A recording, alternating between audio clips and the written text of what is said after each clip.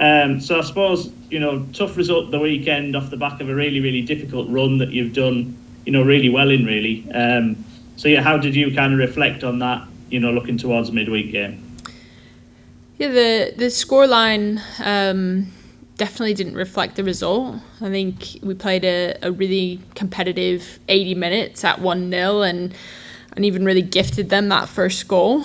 And felt like we were in it. We're really disappointed with the latter two goals because it feels that we were further away than we actually were. So I think when you look at all three performances back to back to back, couldn't be prouder of the group. I mean, they've been brilliant and adapted systems and setups between game to game and maintained our style and actually had a lot of joy with the ball and created some good goals. And I think we're probably disappointed to concede the two late ones and not knock on the frame in the Arsenal game a little bit more, considering how the last two performances went. So a lot to grow and build on, as we always say, but couldn't be prouder.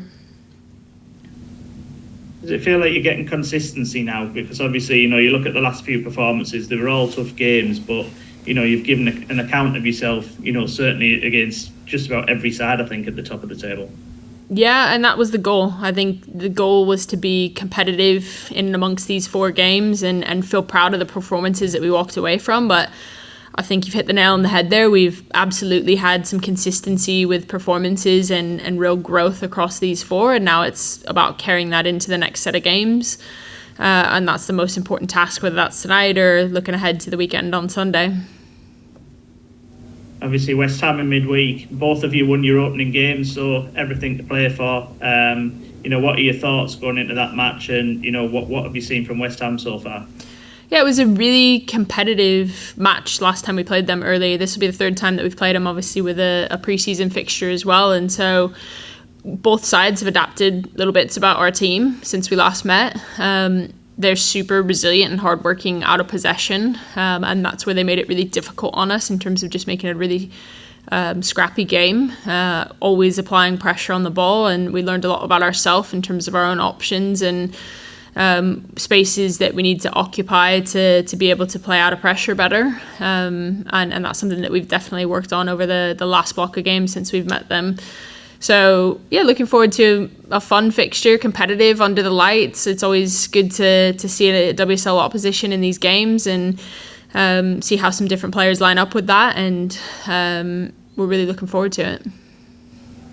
And just in terms of the Conti Cup, obviously the club did well in getting to the FA Cup semi-final last year.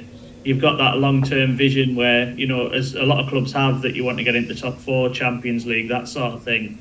How important is it that, we're talking about Brighton playing in quarterfinals and semi-finals of domestic cup competitions, on a regular basis, and we're not just kind of looking back and saying, look at what Brighton achieved in, 2023?